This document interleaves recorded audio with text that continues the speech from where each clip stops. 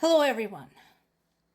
While I am a huge fan of EU's top diplomat, Kaja Kallas, and I admire her greatly, and I appreciate what she says out loud, especially when she says out loud what a lot of people are thinking, but don't have the courage to say themselves.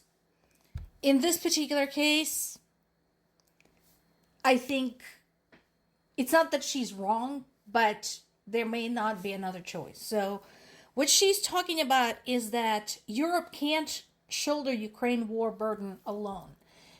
Contrary to the lies spread by this administration, Europe had supplied more aid to Ukraine than the United States.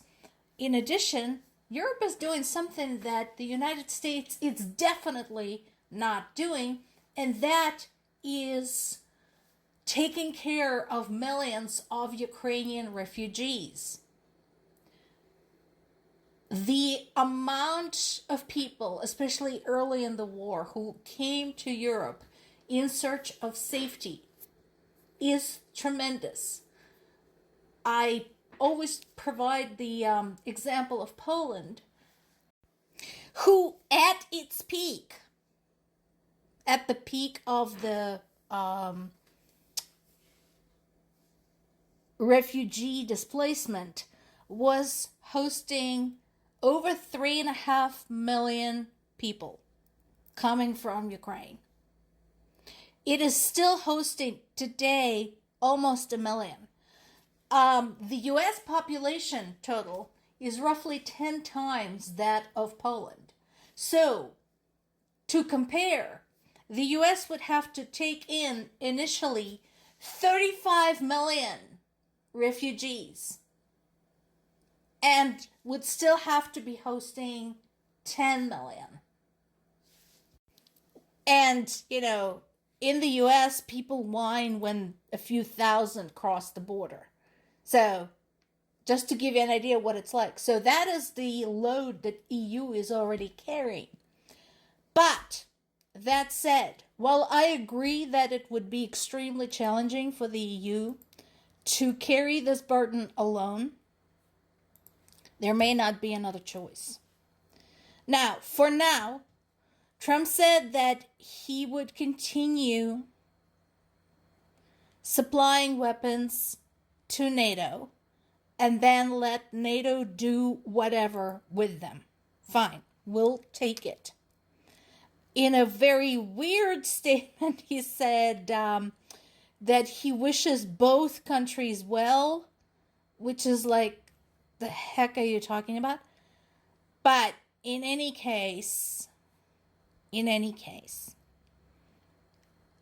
EU may be left to deal with this alone because of what we have seen so far, because of the constant flipping back and forth, because of the complete unreliability of the United States as an ally that it's become under this administration. Now, something else that Russia continues to deny is the crisis in its own army. As much as Ukraine is struggling with draft dodgers, etc., Russia is struggling with an epidemic of desertions. In this war, Ukrainian front for the Russian soldiers has become a kind of nightmare that Russian front used to be in World War II for the German soldiers, if you want to read up on that. Especially more toward the middle, late part of World War II. So we're talking 1943, 1944. One of the worst things a German soldier could hear at the time is, we're sending you to Russia. In this particular case, in Russia right now, is, we're sending you to Ukraine. So, as much as they're trying to beef up their numbers, the flood of deserters is ongoing and substantial. We are not talking about tens or hundreds or even thousands. We're talking about tens of thousands, possibly as high as 50,000. The problem is it's hard to tell because, again, it is hard to get accurate information out of Russia. All we have is snippets of information here and there from the soldiers who had the good sense when they were in close proximity to the front line to escape, go across the line, and go find Ukrainian troops. I've been saying this entire time. Russian POWs currently in the Ukrainian custody are much safer there than they would ever be anywhere in Russia. What is now known as Operation Deep Strike is also going, well, that's the bit about drone attacks against Russian military targets. And not just, small bases or anything like that. No. We're talking factories that produce ammunition, factories that assemble drones, factories that assemble missiles, as well as the storehouses. Because again, we talked about this. The best drone is not the one that gets shot out of the sky, it's the one that never gets launched. And this is what this operation is seeking to accomplish. That said, the threat is still there. We have now seen more suspicious looking unidentified drones in the airspace between Denmark and Germany. Now, if you first look at the map of Denmark, it doesn't look like there could be anything dangerous there. So we have Germany to the south, right? We have Sweden to the north, or rather northeast. We have Norway to the north, and then the rest is the Baltic Sea. We have Poland there, Lithuania, but look at the little wedge between Lithuania and Poland. That is Russian territory.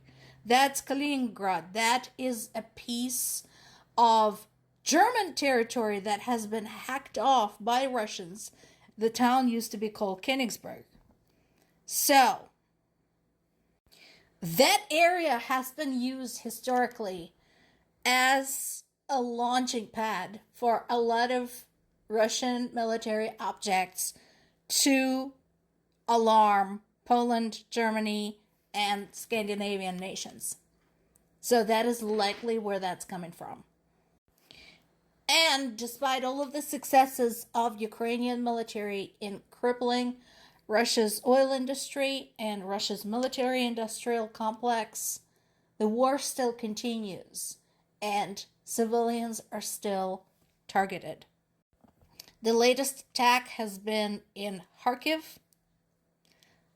The drone hit a shopping center. Again, why? What was it hurting?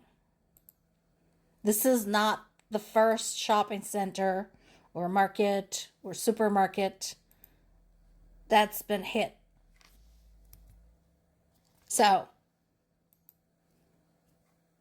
this continued campaign of targeting civilian objects and terrorizing Ukrainian civilians is far from over.